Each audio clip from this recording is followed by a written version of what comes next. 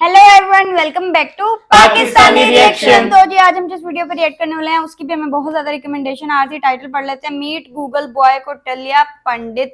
ये संदीप सर के शो में जो है ये आए थे। गूगल बॉय का नाम मैंने सुना है, इवन मुझे इनका रियल नेम नहीं पता था कि ये कौटिल्या पंडित, आई गेस इनका रियल नेम है। गूगल बॉय के नाम से कोई बॉय है जो काफी फेमस है। इनको ना शायद मैंने ना किसी ना प्रोग्राम में देखा था, एग्जैक्टली मुझे याद नहीं, शायद न्यूज का कोई उन्होंने उनको बुलाया हुआ था। तो वो उनसे जो भी क्वेश्चन करते थे ना अबाउट इंडिया और about the world, even space के बारे में भी, वो सब के आंसर देता था। और उस टाइम उनकी एज थी तकरीबन 5 साल। yes. ऐसे करके आंसर मुझे याद है वो हाँ, उन्होंने ना रेड कलर की टी शर्ट पहनी हुई थी तब। तो अब ये गूगल बॉय के थोड़े नाम बड़े से हो गए। गूगल बॉय के नाम से फेमस हैं। तो देखते हैं जी, करते हैं स्टार्ट। डिस्कशन होने वाली है। हमेशा की तरह म्यूजिक एंड तक जुड़े रहिएगा, चैनल को सब्सक्राइब कर दीजिए। मीट कौटिल्या पंडित। अभी जो हमारे गेस्ट हैं यहाँ पर पीछे बैक स्टेज पर, वो अभी तक जितने भी गेस्ट आए हैं उसमें से सबसे कम एज इनकी है। उनको आप सब गूगल बॉय ऑफ इंडिया के नाम से जानते हो। वेलकम टू कौटिल्या पंडित।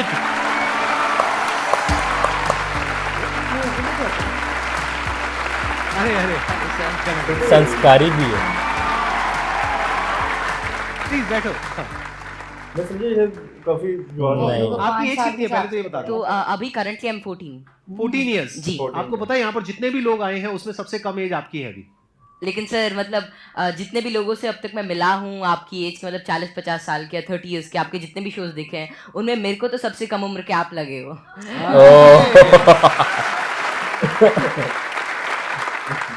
ये बताइए मेरे को कि आपकी ये शुरुआत कैसे हुई। जब मैं 5 साल का था तो मुझे लिखना पढ़ना कुछ नहीं आता था। फिर ऐसे ही था कि मैंने 10-15 दिन में ही मतलब लिखना पढ़ना, like all the alphabets and everything I learn them. तो उसके बाद गर्मियों की छुट्टियों की बात है तो मेरे पापा जी एक स्कूल रन करते हैं छोटा सा गाँव में, तो वहाँ पर मैं पढ़ता था। कहाँ के रहने वाले हो आप? मैं करनाल। अच्छा जी। तो वहाँ पर एक जैसे हॉलिडे होमवर्क देते सबको एक जनरल कि आपको जो वर्ल्ड मैप होता है, एटलस होता है, अगर जिन जिन को अच्छा लगता है आप वो करके आना, आप मतलब उसे समझ के आना। तो फिर ये मेरे दादाजी ने कहा, फिर पापा जी ने कहा कि तो मैं भी कर सकता हूँ। तो पहले ही दिन मैंने देखा तो I got into it and I learned it. मैं उसमें सवाल पूछता गया और जितने भी मेरे कुछ भी मन में रहता तो वो सब आता गया and within 20 days something I got use to it. और मुझे बहुत ही अच्छा लगने लगा। एंड जितना भी वर्ल्ड मैप वगैरह इस टाइप की रिगार्डिंग जितनी भी चीज़ें होती हैं, पॉलिटिक्स, इकोनॉमिक्स, वो सभी मुझे मतलब things were very easy for me. And उसी के बाद से लोग कहते गए कि नॉलेज बढ़ता गया और तब से मतलब यही है कि सीखने का प्रयास कर रहा हूँ। कुछ भी नई चीज़ मिलती है, like currently I am a student of 11th grade but I am learning things like astrophysics and quantum mechanics. So I am not very into it but I like to study it. And जितना भी मेरे से हो सकता है मैं उसके अंदर कोई नई चीज़ देखने का प्रयास करता हूँ और कोई नया सवाल पूछने की कोशिश करता हूँ, क्योंकि जितने भी ज़्यादा क्वेरीज, जितनी भी ज़्यादा माइंड के अंदर जो भी कोई क्वेश्चन आता है I try to get it forward और वैसे ही सारी चीज़ें आसान होती रहती हैं। I try to develop myself deep into it, क्योंकि कोई भी फील्ड इस टाइप का I think that they need one thing that is really important for them, that is questioning. क्योंकि जितने ज़्यादा अलग टाइप के क्वेश्चंस पूछते हो उतना ज़्यादा आप उस चीज़ को अच्छी तरीके से समझ सकते हो। तो वही है कि मैं अभी भी क्वेश्चंस नए ढूंढ रहा हूँ, जवाब उनके मिल ही जाएंगे। बस ये है कि जितने ज़्यादा और नए और अच्छे क्वेश्चंस मेरे पास आते गए और आते हैं उनसे मैं आगे बढ़ने का कोशिश कर रहा हूँ। क्वांटम फिजिक्स में वेव पार्टिकल थ्योरी है। जी सर। तो उसको आपने स्टडी किया होगा। हाँ, जैसे कि wave particle theory, dual nature of light and matter, वो सब, हाँ वो सब अभी धीरे धीरे मैं कर रहा हूँ। और स्पेशली अभी तो मैं एस्ट्रोफिजिक्स जो है वो ज़्यादा पढ़ रहा हूँ। और जैसे कि डार्क मैटर है, डार्क एनर्जी है, तो या फिर माइक्रोवेव रेडिएशन है, बैकग्राउंड रेडिएशन, एक्सपैंडिंग यूनिवर्स, ये सारी चीज़ें मुझे काफ़ी इंट्रीग करती हैं और इनके बारे में मैं कुछ रिसर्च पेपर्स और अलग अलग चीज़ें अभी स्टडी कर रहा हूँ। तो 0 पॉइंट फील्ड के बारे में भी आपने कुछ स्टडी करी है? नहीं, अभी ज़्यादा नहीं। अभी मैं जनरली जैसे अभी मैं टाइप 1A सुपरनोवा और उनके जो एक्सपेंशन है, लाइफ साइकिल ऑफ स्टार, उनके बारे में अभी मेरी रिसेंट स्टडी चल रही है। मैंने आपकी यूट्यूब पर एक वीडियो देखी थी जिसमें एक न्यूज़ एंकर आपसे कुछ पूछ रही थी और आप एक एक करके सारे सवालों के जवाब दे रहे थे। तो क्या अभी भी आप उस तरह से सवालों के जवाब दे सकते हैं? कोई भी आपसे कोई भी कैसा भी सवाल पूछेगा तो आप जवाब दे सकते हैं? क्योंकि ऐसा है कि नॉलेज तो एंडलेस है और सब कुछ तो कोई जान ही नहीं सकता। लेकिन ये है कि जितना ज़्यादा मतलब अपने सराउंडिंग्स को ऑब्जर्व करते हैं तो उतना ज़्यादा क्या है, जितना ज़्यादा नॉलेज ग्रहण करते रहते उतना आपका माइंड एक तरह की मैग्नेट की तरह बन जाता है। और उसके बाद कोई भी इंफॉर्मेशन, कोई भी चीज़, तो आपको आती रहती है। और ऐसा है कि बहुत सारी चीज़ें मेरे को नहीं भी पता होती और मैं उनको सीखता हूँ। अगर मानो कोई नई चीज़ मेरे को आज पता चलती है तो मैं उसे सीखूंगा और that would be like great for me. तो कोई भी चीज़ I always like to entertain and get new answers and new questions, क्योंकि उसी से ही एक नया फील्ड, एक नया पर्सपेक्टिव मेरे लिए ओपन हो जाता है। एक्सीलेंट जी। तो अब एक काम करते हैं, आप में से किसी के भी माइंड में कोई भी क्वेश्चन है किसी भी तरह का, तो वो आप इनसे पूछिए। मैं ये जानना चाहता हूँ कि क्या हम यूनिवर्स को जान सकते हैं कि वो कितना बड़ा है, या हम अभी तक जान पाए हैं? जी, क्या क्या पैरामीटर्स हो सकते हैं उसको नापने के लिए? जैसे कि हमने सुना है कि लाइट ईयर्स होते हैं, जी जी। पर वो कितना बड़ा है, क्या हम इमेजिन कर सकते हैं, या हम एक्चुअली में उसे प्रैक्टिकली पता कर सकते हैं क्या? तो जो यूनिवर्स की जो एक्सपैंडिंग यूनिवर्स थ्योरी थी वो एडविन हबल ने दी थी, और उनके अकॉर्डिंग जो अभी यूनिवर्स की जो एज है वो नियर अबाउट 13.9 बिलियन ईयर्स है, और उसी रेट से अभी एक्सपैंड कर रहा है।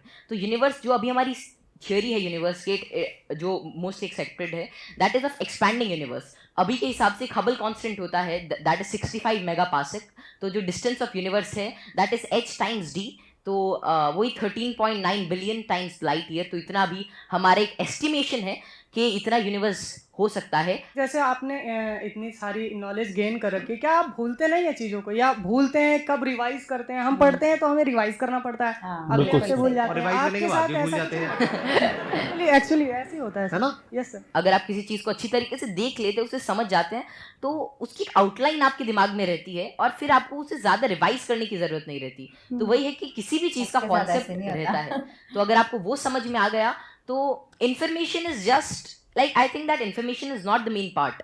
If you understand the thing properly, फिर आपको वो सारी चीजें आसानी से याद रहती है, आपको कोई उसके लिए एक्स्ट्रा एफर्ट्स नहीं करने पड़ते। सर पूछे थे, बोल रहे थे ना कि मैं मैटर के बारे में स्टडी कर रहा हूँ, तो मैं ये जानना चाह रहा था कि जो इलेक्ट्रॉन प्रोटॉन है इनका मतलब सबसे पहले किसने बताया था इनके बारे में? तो इलेक्ट्रॉन की जो डिस्कवरी थी, तो यार 9th क्लास की एनसीईआरटी में मिल जाता है।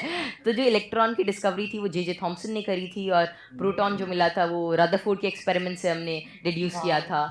और चैडविक ने, मतलब जेम्स चैडविक ने जो बेरिलियम की मतलब जो रेडियो एक्टिव सोर्स से डीके को स्टडी किया, तो उससे न्यूट्रॉन के बारे में पता चला था। ये तो बहुत बेसिक क्वेश्चन है भैया, कुछ अच्छा पूछो। थोड़े अच्छे क्वेश्चन पूछो, क्या पूछ रहे हो आप लोग यार? कौटिल्या, अब मुझे आपसे एक क्वेश्चन है कि आप जितने सेलिब्रिटी से मिलते हो, तो आप इतने जो मिलने से पहले जो बात करने का जो होता है नर्वसनेस, इसको कैसे दूर करें? आप जैसे संदीप सर से बात कर रहे हो और बड़े बड़े आप सेलिब्रिटी से मिले हो, तो आप किस तरह से इतना एक्सपीरियंसली आप बात कर लेते हो किसी बिल्कुल, से? ये बड़ा देखिए, जैसे आज मैं यही सोच के आया था कि मैं संदीप सर से मिलूंगा और उनसे बहुत कुछ सीखने को मिलेगा।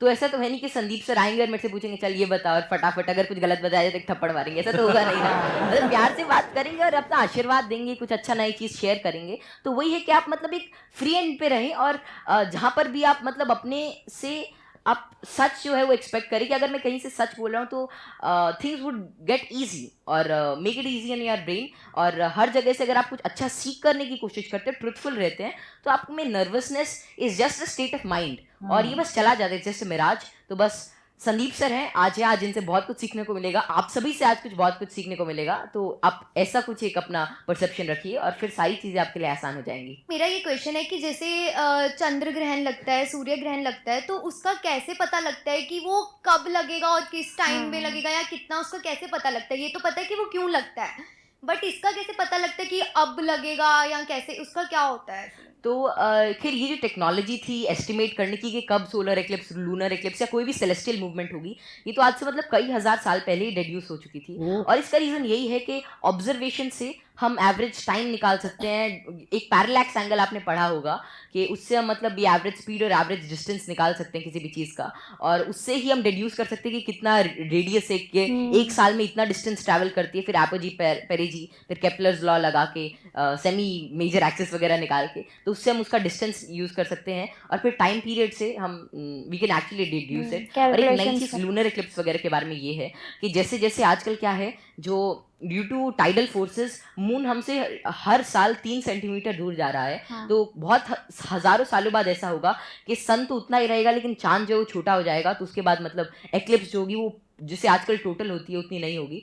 तो ये estimation it is done by using observation, और एस्ट्रोनॉमी एक ऐसा फील्ड है जो हजारों सालों तक ऑब्जर्वेशन से ही चला, और बहुत सारे पुराने साइंटिस्ट जैसे केपलर, गैलीली, आर्यभट्ट, जितने भी बड़े लोग थे जो पुराने ज़माने के, वे सभी ऑब्जर्व करते थे, उनकी ऑब्जर्वेटरीज होती थी कि कैसे कैसे जो हेवनली बॉडीज़ हैं ये इंटरैक्ट कर रही हैं, कैसे कैसे ट्रैवल कर रही हैं, इनमें क्या चेंजेस हैं, और उन्हीं सभी चेंजेस को एस्टिमेट करके, उन सभी को देख के आज हमने मतलब ऐसी सारी टेक्नोलॉजी को डिड्यूस किया है कि जिससे हम कर सकते हैं, एस्टिमेट कर सकते हैं उनका टाइम पीरियड, उनका डिस्टेंस और कैसे वे एक्ट करेंगे। एक्सीलेंट जी, big round of applause for him.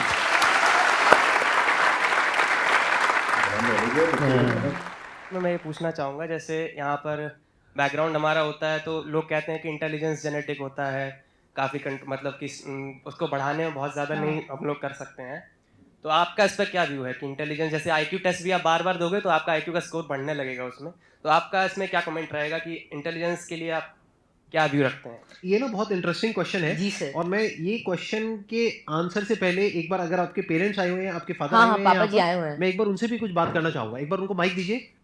मैं आपसे ये जानना चाहूँगा कि आपके जो बेटे हैं, ये तो सबको पता है कि किस तरीके से चीज़ों को याद रखते हैं, किस तरह से एक्सप्रेस करते हैं, क्या आप भी इसी तरीके से चीज़ों को याद रख पाते हैं? पहले तो बहुत बहुत धन्यवाद जो आपने माइक दिया, और जो आपके आज दीदार हुए, हम बहुत दिनों से कुछ एक गिने चुने शख्सियत ऐसे जिनसे नहीं मिल पाए, उनमें एक संदीप माहेश्वरी थे, और जैसे ही कौटिल्य को पता लगा कि उनसे मिलने का मौका मिलेगा, ये बहुत ज़्यादा एक्साइटेड था आपसे मिलने के लिए। Thank you. मेरे पिताजी भी काफ़ी इंटेलिजेंट व्यक्ति थे, कौटिल्य भी इंटेलिजेंट है, और हम बीच की पीढ़ी हैं, थोड़ा सा मैं कुछ कम हूँ, ये दोनों दादा पोता थोड़े ज़्यादा।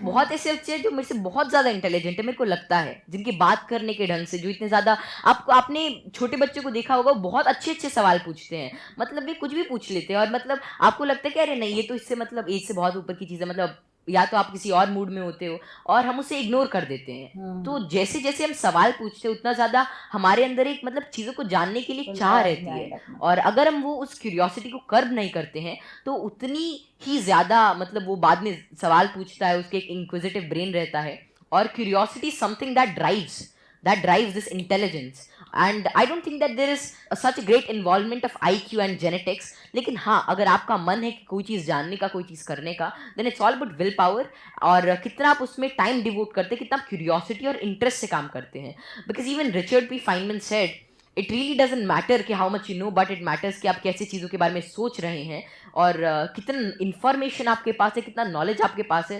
It really doesn't matter until and unless you try to use that knowledge, और आप उस नॉलेज से कोई नई चीज़ को समझने का प्रयास करते हैं, और कोई नई चीज़ तभी आ सकती है जब आपके पास कोई नया सवाल होगा।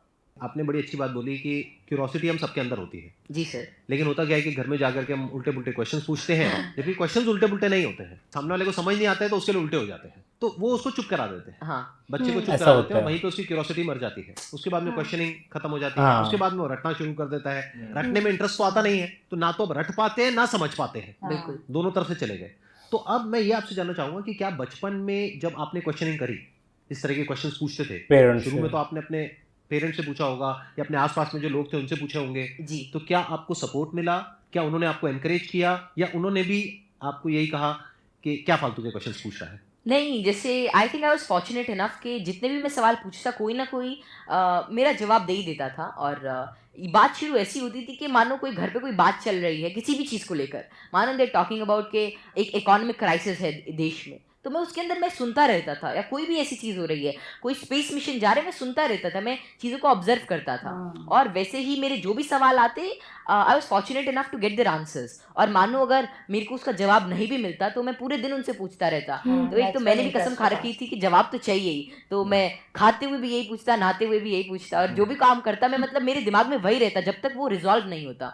नेक्स्ट स्टेप पे नहीं जा सकता। ज़्यादा मेरे को दिक्कत नहीं आई, और मेरे को जल्दी जवाब मिल गया, और अगर कोई ऐसा रहता तो मतलब मैं भी ठीक था, और मेरे family and everything they supported me really well. ये घर वालों को सबका सपोर्ट मिला है। तो यहाँ पे वो जो पेरेंट्स मुझे अभी देख रहे हैं, उनके लिए एक बहुत बड़ा लेसन है कि अगर बच्चे कुछ क्वेश्चंस पूछते हैं तो उनके जवाब देने चाहिए, हमें पीछे नहीं हटना चाहिए, और अगर जवाब नहीं है तो हमें बोलना चाहिए। हाँ हाँ, विद ऑल दी हम्बलनेस कि भाई हमारे पास में जवाब नहीं है, आप खुद फिगर आउट करो जाकर। मतलब सर जब मैं छोटा था तो इट वाज लीन लाइक 2013 और समथिंग, और तब मतलब यही नेट इंटरनेट बहुत कम था, और तो यही था कि कोई सवाल मेरे मन में आता शायद वो नहीं पता रहता, तो मेरे पापा जी एक डोंगल आता था, मतलब वोडाफोन का, बहुत महंगा उसका रिचार्ज था, मतलब ऐसे मतलब अभी चला तो एक वीडियो देखने के बाद ही खत्म हो जाता था तो फिर वो लाते और मतलब मेरा जो भी सवाल रहता मेरे को उसका आंसर मिलता। तो ऐसे ही एटलस आती थी और कई सारी बुक्स थी, उन्होंने मेरी बहुत हेल्प करी। और अगर कभी मानो पर्सनल मतलब कोई और out of the box idea आता है, कोई क्वेश्चन आता, तो उसका जवाब मुझे किसी भी सोर्स से मिल जाता। थैंक यू जी, thank you Kautilya. Okay, pleasure meeting you. संस्कारी है यार लड़का, ये तो ईगो भी आ सकती है, ऐसा नहीं, मुझे बहुत तो पॉजिटिव है।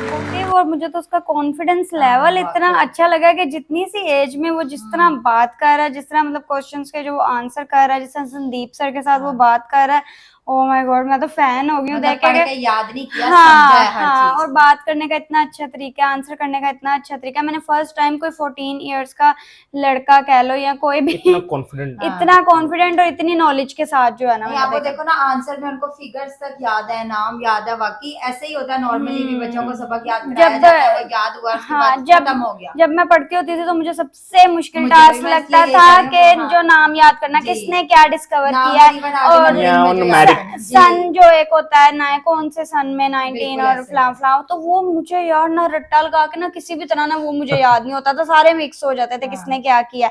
और इनको अभी तक स्टिल जो है सब कुछ याद है।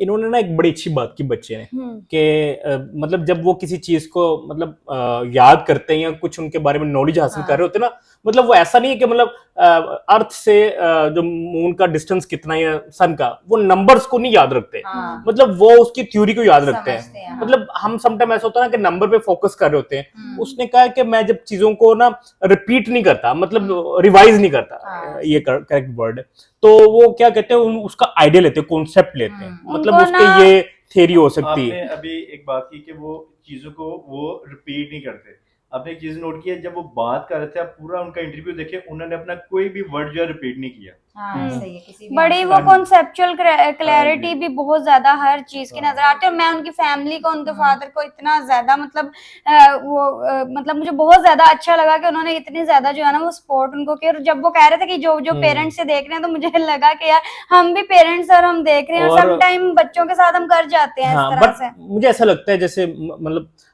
जब अब्दुल मतलब हमारा जो बेटा है वो हमसे क्वेश्चन करता है ना, तो अंबर उसको ना अच्छे से उसको ना आंसर करती है। समटाइम मैं बिजी होता हूँ, मैं कहता हूँ यार ऐसा करो तुम मामा से पूछ लो, मेरी भी इसमें थोड़ी सी मैं उसको ना इग्नोर कर देता हूँ, बट अब मैं नहीं क्या करूंगा क्योंकि अगर इस तरह का बच्चा क्वेश्चनिंग अगर खत्म कर देगा तो उसके माइंड की एक क्रिएटिविटी, एक क्यूरियोसिटी जो है वो खत्म हो जाएगी। लेवल तो कुछ और है, मतलब स्टार्टिंग से ही था, बट ये है कि हमें भी ये चीज सीखनी चाहिए कि ये चीज ना फोकस करें, बट ये कि बच्चों के क्वेश्चंस को आंसर जरूर हाँ, और कंसेप्चुअल चलना, ना कि वो एक होता है ना रटा रटा है, मतलब जो बुक में बुकिश में वही उसको पढ़ा दिया बता दे। कोशिश होती है बच्चों को पढ़ाते हुए बच्चों के कॉन्सेप्ट्स, मतलब मैं उनको क्वेश्चंस अगर रीड करती हूँ, साइंस है, मैथ है, कुछ भी है, तो मैं उनको यही करती हूँ पूरा एक्सपेरिमेंट के साथ हर चीज एक्सप्लेन करके इजी से इजी वर्ड्स में कि उनके कॉन्सेप्ट्स क्लियर होने चाहिए। फिर ना वो बच्चा जो है वो खुद से जो है उसके अंदर क्रिएटिविटी आती है, सेल्फ राइटिंग करनी जो है ना वो बच्चे को आ जाती है। मुझे ऐसा लगता है कि ये चीज जो है ना ये आपके जेनेटिक्स में भी आती है, जिस तरह उनके फादर जो है वो मतलब उसके दादा ग्रैंड फादर जो है वो फिर फादर फिर आगे, ये इसमें कुछ ये चीज भी है, क्योंकि एक आम बच्चा जो 10-15 दिनों में लर्निंग राइटिंग वगैरह नहीं सीख सकता, ये कुछ स्पेशलिटी उनके अंदर है, और बाकी ये कि एड ऑन होती गई, फिर वो पॉलिश होती गई उनकी स्किल्स, इस तरह मेहनत करते गए। तो बहुत ज्यादा अच्छा लगा, और ये बच्चा तो इंडिया के लिए प्राउड है। जबरदस्त, बहुत अच्छी लगी वीडियो। आई होप आप लोगों को रिएक्शन पसंद आया तो जल्दी से चैनल को सब्सक्राइब करते, मिलते हैं नेक्स्ट वीडियो में। See ya.